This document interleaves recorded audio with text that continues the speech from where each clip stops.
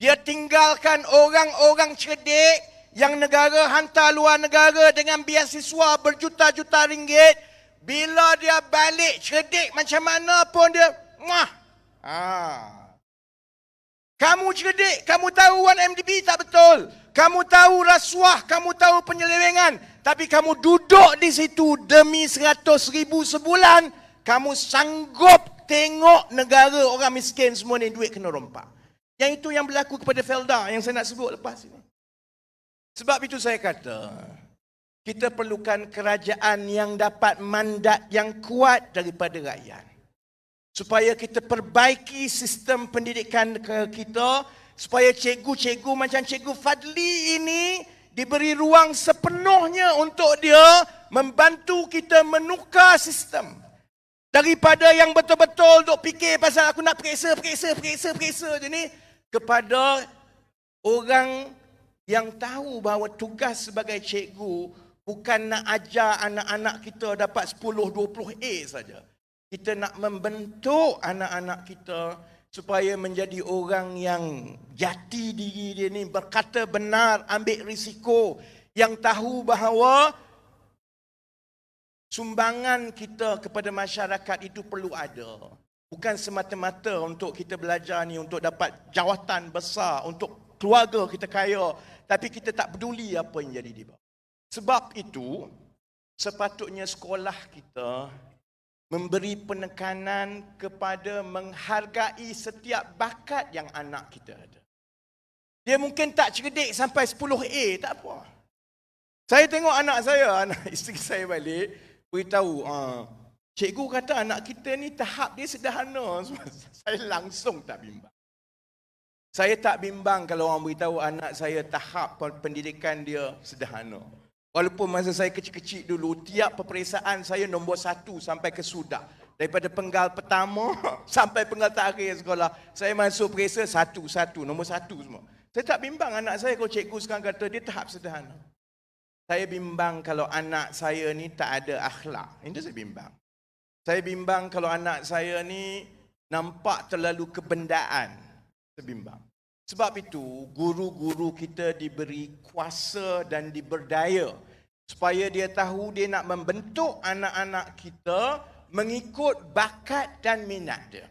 Kalau daripada sekolah kita tahu minat dia bertukang, janganlah paksa dia belajar fizik. Lepas tu suruh dia buat fizik, dia tak minat, periksa tak elok, kamu dia nak masuk buat apa tak boleh, ini masuk senarai ke bawah. Sebab itu bila masuk senarai ke bawah, dia terus masuk universiti sekadar untuk dapat segulung ijazah. Bila dia keluar, dia tak minat benda tu. Bila dia tak minat nak cari kerja, susah. Akhirnya dia membawa masalah baru. Kita ada lambakan siswaza-siswaza yang tak dapat gaji dengan yang sepadan dengan ijazah. Bukankah lebih baik kalau daripada tingkatan 1, tingkatan 2, kita dah tengok budak ni kemahiran dia ialah memasak. Dan kita tahu kalau dia jadi tukang masak yang baik, dia boleh jadi kaya. Dia boleh buka restoran berpuluh-puluh biji, bagi kerja kepada lebih ramai orang. Beritahu dia, kamu mungkin tak cerdik matematik, tak apa. Kamu mungkin tak cerdik sains, tak apa. Tapi kamu akan jadi tukang masak paling hebat di negara ini. Itu yang saya nak daripada sekolah. Supaya tidak ada anak-anak kita daripada mana-mana keluarga, baik di Kuala Lumpur, baik di Kuala Kurau, baik di Sekijang, tak ada anak-anak kita daripada keluarga yang pergi ke sekolah, dia rasa dia kecil. Dia rasa dia tak cerdik. Dia rasa sekolah ini menekan kerana masuk periksa, alamak teruk. Balik mak kata, habis kau ni sederhana je semua. Benda ni saudara-saudari adalah satu benda yang merentas politik. Yang kita kena buat daripada sekarang. Masalahnya, macam mana kita nak buat kalau kita terus ada menteri macam Razi Jidin yang bertanding parlimen pun kalah, saudara-saudari. Yang tak pernah dapat sokongan rakyat pun. Dia jadi menteri sebab dia bodek. Bila dia jadi menteri sebab dia bodek, segala benda yang patut dia buat keputusan, dia fikir, kalau aku salah buat ni aku kena. Aku salah buat ni aku kena. Akhirnya, dia melahirkan situasi yang kita ada sekarang ini, iaitu cikgu-cikgu sekolah pun dah mula bersuara. Sebab itu, kalau orang tanya saya, sebab apa nak sibuk-sibuk sangat cerita soal letakkan kerajaan yang baik, wakil rakyat yang baik? Sebab kesan kita mendapat kerajaan yang kurang cerdik. Aku malas nak cakap kerajaan bodoh. Tapi kurang cerdik lah. Masalah bila kita ada kerajaan yang kurang cerdik, kalau dia kena sama dia, tu tak apa. Kesan dia bukan saja satu pilihan raya, bukan 1 tahun, bukan 2 tahun. Sampai bergenerasi cucu cicit kita kena tanggung. Yang paling bukti yang dah ada ialah soal Felda. Saya sebut seawal 2013, kalau Najib dan kerajaan UMNO Barisan Nasional dulu terus mengurus Felda macam itu, kita akan bankrupt. Felda akan bankrupt. Saya sebut daripada dulu lagi bahawa tunjang ekonomi negara ini sejak tahun 70-an, pertama ialah minyak, kedua ialah kelapa sawit. Jangan kamu main-main campur tangan dan perkotak-katikkan, perjudikan Felda semata-mata untuk dapat undi Felda. Sebab yang kamu buat apabila pengurusan kewangan itu tidak betul, kesannya bukan sahaja kepada Felda, dia juga akan buat tunjang ekonomi kita daripada kelapa sawit itu akan timpang. Dan bila dia timpang, dia akan ada kesan kepada semua sektor yang lain, termasuklah soal sekolah. Sebab kalau kita kacau pengurusan ekonomi kita dalam bidang kelapa sawit, dalam Felda, negara akhirnya kurang berkembang. Bila kurang berkembang, kurang hasil. Bila kurang hasil, tidak cukup wang untuk kita modernkan sekolah-sekolah kita, bina sekolah baru dan lain-lain. Sebab itu, dia megah dia umum 5 biji sekolah. Gila umum 5 biji sekolah dalam 1 tahun. Tak pernah dibuat orang. Felda sampai sekarang masih lagi belum boleh berdiri, berdikari seperti semula.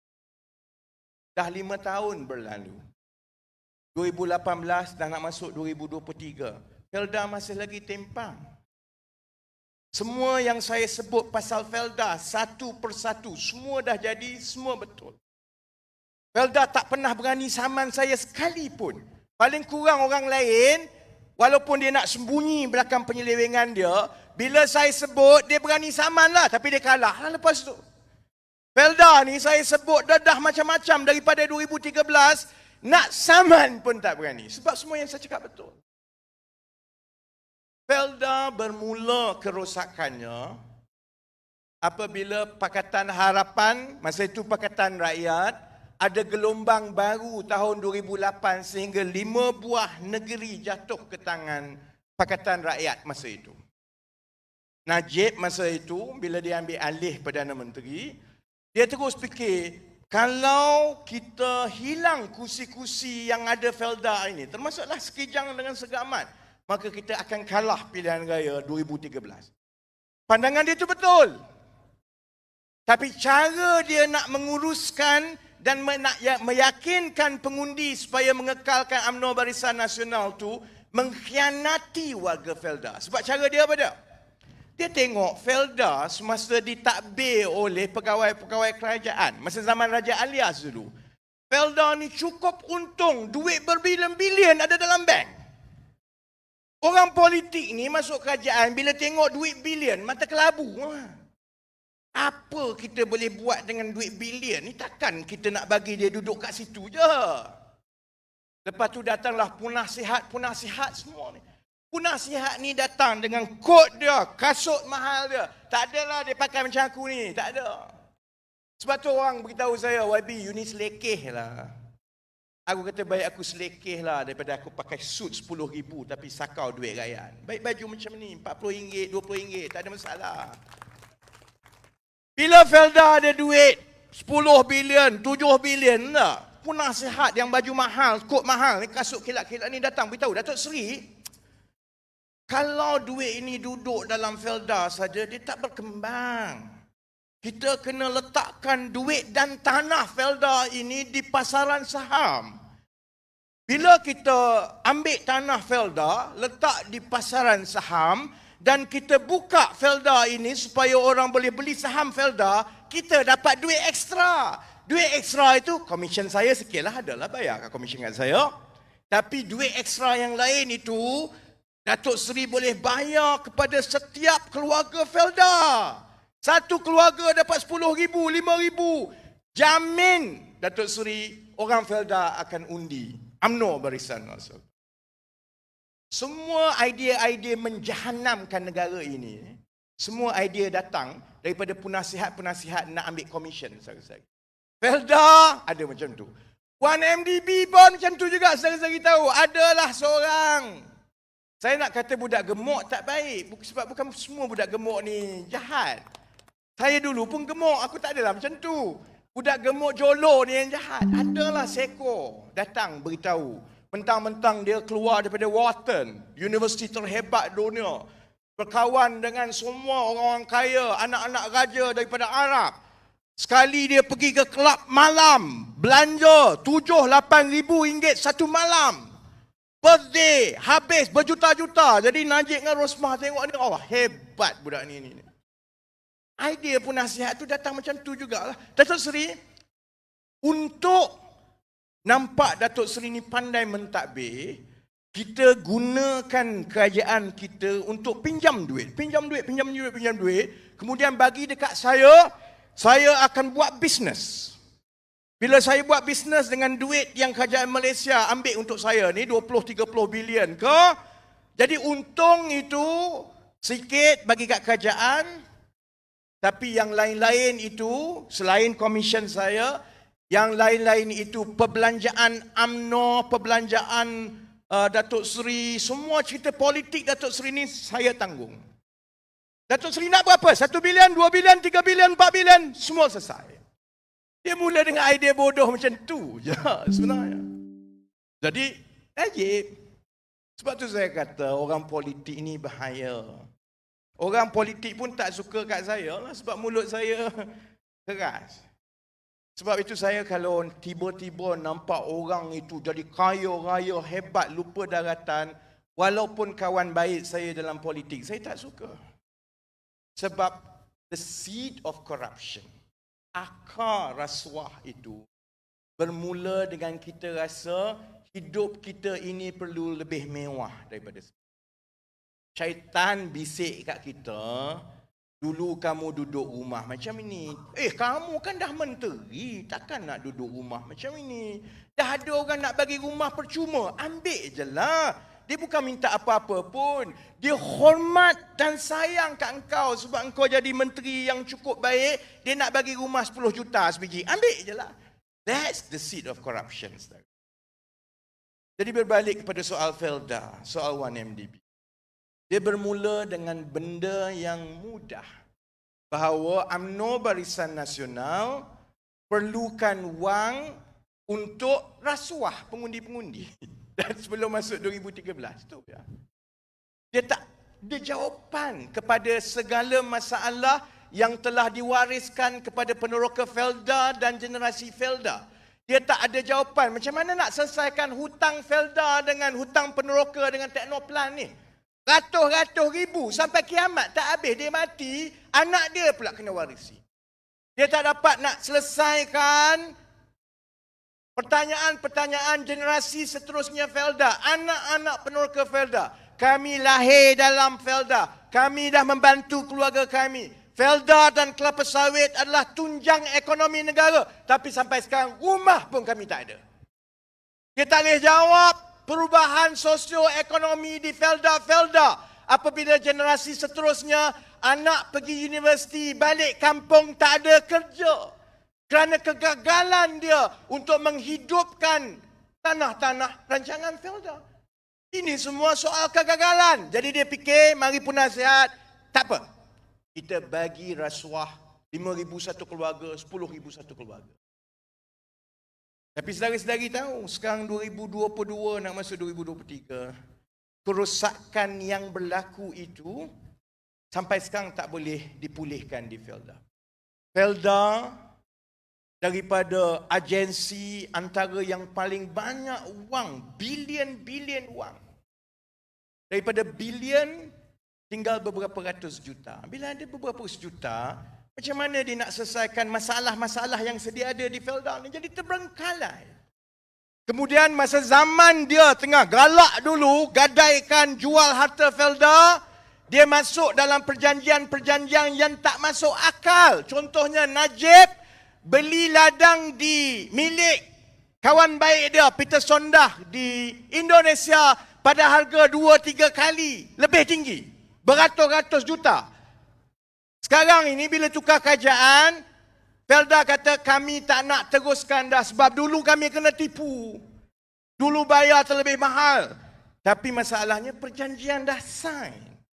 Bila perjanjian dah sign, tak nak bayar, tak nak teruskan, syarikat Peter Sondah akan boleh saman Felda. Jadi duit Felda terikat lagi. Nak buat macam mana?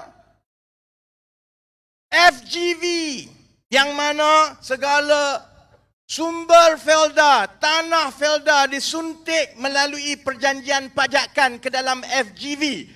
Walaupun pada masa itu digunakan untuk tarik wang pelabur masuk, yang itu digunakan untuk bayar peneroka-peneroka. Daripada 2017 sampai sekarang, harga saham FGV turun. Maksudnya segala wang yang masuk itu hilang hancur begitu saja. Akhirnya, peneroka Felda sekarang keadaannya lebih teruk daripada 2017. Kalau pakcik tanya saya, jadi kamu nak buat apa? Saya tarik apa panjang. Maksudnya, kalau kita nak perbetulkan Felda, kita nak buat balik segala yang kita kata dahulu, kita kena suntik wang yang begitu banyak ke dalam Felda dan tanah-tanah rancangan. Yang ini yang saya nak ingatkan dan nasihatkan kawan-kawan semua. Kita berbeza agama, betul, antara yang Melayu, Cina dan India. Kita dalam mungkin suasana dan dibesarkan dengan cara berlainan. Tapi kita semua rakyat Malaysia. Bila Felda, milik rakyat Malaysia, mengalami masalah kewangan, tempang, masalah-masalah tak selesaikan begini, bila kerajaan kena suntik wang ke dalam Felda, dari mana wang itu datang? Dia datang daripada perbendaraan negara. Perbendaraan negara itu siapa yang sepatutnya mendapat hasil dan laba yang saksama? Semua rakyat Malaysia. Yang Cina pun kena dapat, yang Melayu pun kena dapat, yang India pun kena dapat. Terutamanya yang miskin-miskin. Dan yang paling banyak miskin ni yang Melayu. Kalau contohnya lepas ini, banyak benda kita kena buat untuk perbaiki Felda, akhirnya kita kena ambil peruntukan lain. Ambil peruntukan lain itu, habis yang Melayu pun kena bayar, yang Cina pun kena bayar, yang India pun kena bayar, bagi kat Felda. Tapi pada masa yang sama, peruntukan orang Cina pun kena potong, peruntukan untuk orang miskin India pun kena potong, peruntukan untuk Melayu keseluruhannya kena potong. Cuma saya nak sebut juga kepada pakcik-makcik, terutamanya kawan-kawan, sebab saya tahu Sekijang dengan Segamat ni kawasan kuat Felda. Ada orang beritahu kepada saya, kalau nak menang Sekijang, kena letak daripada generasi Felda. Betul, saya faham. Kak Natal takut dah. Betul, saya faham. Dia bukan soal calon semata-mata. Calon sebelum Kak Natrah dulu, Saudara Anwar. Saudara Anwar Manap, kan? Saudara Anwar Manap. Calon masa itu ialah dia Presiden Persatuan Belia Felda. Kalau lantik anak generasi Felda pun, kalau dia ni menikus, kalau dia ni penakut, kalau dia ni duk fikir kereta besar dia, rumah besar dia, letaklah orang Felda mana pun tak jadi juga sendiri. Isu dia ialah calon daripada Sekijang, daripada kawasan-kawasan Felda. Kita mestilah memperjuangkan reformasi dan perubahan untuk kita bantu warga Felda di seluruh negara. Bukan soal batang tubuh dia tu dia anak peneroka. Dia mestilah soal kita ada masalah besar dengan tanah-tanah rancangan Felda. Cuma kita juga pada masa ini ada peluang yang baik untuk kita ambil lonjakan yang ke depan untuk kita suntik kembali untuk menghidupkan ekonomi di tanah-tanah rancangan Felda. Ini pandangan saya, Pak Cik. Pandangan saya ni mungkin ada orang setuju, ada orang tak setuju. Secara ekonominya, konsep setiap seorang peneroka tanah 10 ekar buat ladang kelapa sawit untuk kita bersaing di peringkat dunia, konsep itu makin tidak ekonomi. Sebab kita berdepan dengan negara-negara macam Indonesia. Kita berdepan dengan pengeksport kelapa sawit juga daripada sesetengah negara di Afrika. Yang mana tenaga buruh dia cukup murah. Yang mana tanah dia cukup banyak. Dia kalau buat kita satu plot untuk kita tanam kelapa sawit 10 ekar. Kalau di Indonesia satu plot mungkin 1000 ekar. Jadi dari segi kos dia, kita susah nak berlawan dengan negara-negara seperti Indonesia dan pengeksport-pengeksport lain. Maksudnya kita hanya tunggu masa yang mana sektor kelapa sawit kita ini menjadi lebih kurang berdaya saing dari satu tahun ke satu. Itu semua orang tahu. Tapi masanya juga cukup ranom untuk kita berfikir lebih daripada yang selama ini dilihat oleh pimpinan-pimpinan daripada UMNO Barisan Nasional zaman dulu-dulu. Kita mengimport makanan 60 bilion tiap-tiap tahun. Semua kita import. Jadi sekarang baru kita rasa teruknya, sesaknya kita ini bila ada masalah ekonomi global, mata wang jatuh merudum, ekonomi pula teruk, harga barang naik kerana barang makanan kita itu kita import. Bila mata wang naik, harga barang juga naik, maka kita sendiri merasa beban dia bila harga makanan dan sebagainya naik. Berbeza mengenai mengusahakan aktiviti pertanian makanan berbanding dengan perladangan komoditi seperti kelapa sawit. Mengusahakan perladangan makanan tidak memerlukan tanah beratus ribu ekar yang besar untuk mencapai skala ekonomi pada kos yang baik. Orang tanam sayur 10 ekar okey. Tanam makanan yang diperlukan kalau kena pada pasaran setempat dia, tanpa kita bergantung terlalu banyak kepada luar negara, nak hantar luar negara, semua nak proses macam kelapa sawit, 10 hektar cukup. Sebab itu pandangan saya, saudara-saudari. Saya pun tak nak tarik panjang, 11.39, kita berhenti 11.45. Sebab saya pun beritahu juga Tuan Syed tadi, sebenarnya kalau boleh, saya dah mula nak kurangkan sikit supaya ceramah kita habis sekitar 11.30 ke 11.45. Sebab saya nak balik rumah supaya saya sempat tengok anak saya pergi sekolah esok. Kan? Kita semua ada anak nak pergi sekolah esok. Kan? Jadi saya nak tutup begini. Sekarang ini, semua orang tahu bahawa antara kesilapan dan bala besar yang ditinggalkan oleh UMNO Barisan Nasional berpuluh tahun dan juga sekarang ni kerajaan keluarga 69 Kluknek ni, yang saya pun tak tahu yang mana satu ni, ialah pergantungan kepada bahan import makanan yang dah tak boleh kita tanggung dah. Mata wang kita mungkin jatuh RM5 menjelang pertengahan tahun depan. Ekonomi tak naik. Kalau ekspor kita tak tukar supaya bahan makanan itu kita tak import daripada luar negara, kita masih bergantung. Masalah harga barang makanan ni kita tak boleh selesai. Jadi kalau beritahu kepada seluruh rakyat Malaysia, katakanlah kita menang, Pakatan Harapan menang. Kalau kita beritahu, mulai daripada sekarang dengan mandat rakyat yang kita bagi kepada kita, kita akan gerakkan susun atur penggunaan tanah pertanian di negara ini bermula dengan tanah-tanah Felda supaya kita dari satu peringkat ke satu peringkat, kita tukar secara besar-besaran untuk mula menukar daripada tanaman kelapa sawit kepada tanaman-tanaman makanan untuk menggantikan import makanan kita. Bila kita buat begitu maksudnya apa? Segala peruntukan, kepakaran, tenaga, tumpuan kerajaan ialah untuk membantu merencanakan kembali aktiviti ekonomi di kawasan Felda. Sebab Felda yang paling tanah.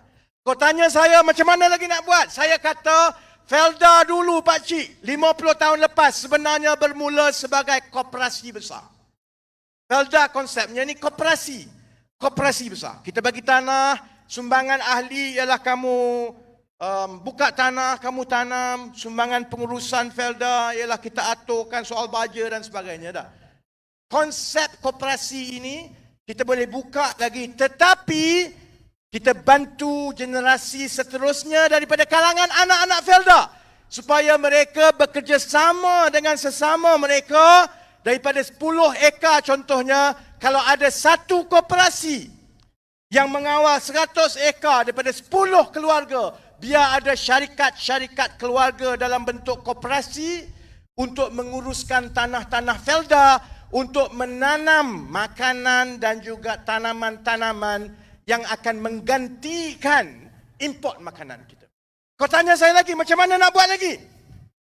Daripada bagi wang percuma kepada orang-orang besar, kepada syarikat-syarikat besar, kita sanggup bagi subsidi makanan kepada keluarga-keluarga pengusaha Felda yang mengusahakan dan menukar kepada makanan ini, supaya kalau harga di luar itu RM10, kos untuk mengeluarkan itu RM12, kita akan bagi subsidi pertanian, subsidi pengeluaran makanan pertanian. Sebab daripada kita bayar RM2 itu untuk kepada negara luar import makanan, saya lagi rela bayar RM2 itu kepada keluarga-keluarga dan syarikat Felda untuk tanam makanan.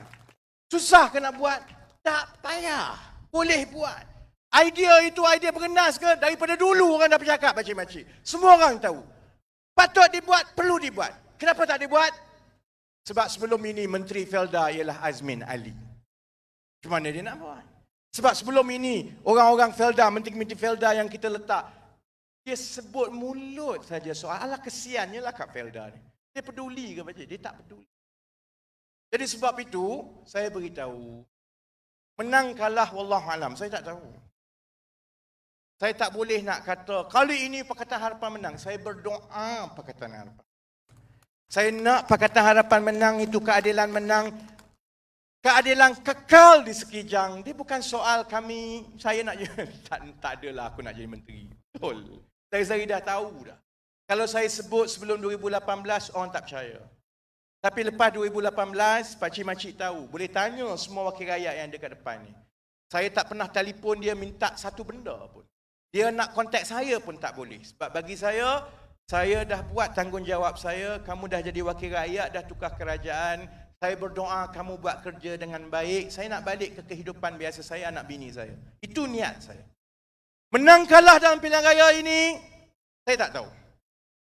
Tapi adalah menjadi tanggungjawab. Sebab saya kini timbalan Presiden PKR. Jawatan penting dalam politik negara. Kalau 10 tahun dahulu, tumpuan saya ialah kejau mat-mat sakau yang makan duit rakyat ini. Satu persatu mereka telah kena buang daripada politik. Jatuh daripada jawatan politik. Ada yang dah masuk penjara. Yang itu saya dah buat, saudara-saudari. 10 tahun akan datang, menang kalah Pakatan Harapan. Niat dan objektif saya ialah kita kena tukar pendekatan dan juga cara kita menguruskan ekonomi pendidikan di negara ini. Supaya rakyat biasa macam adik kakak, pakcik-makcik.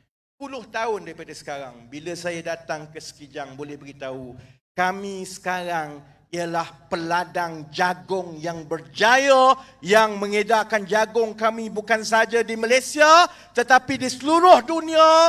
Dan sebab itu kita tak ada masalah harga ayam turun naik dah. Sebab jagung pun kita tanam dah sekarang.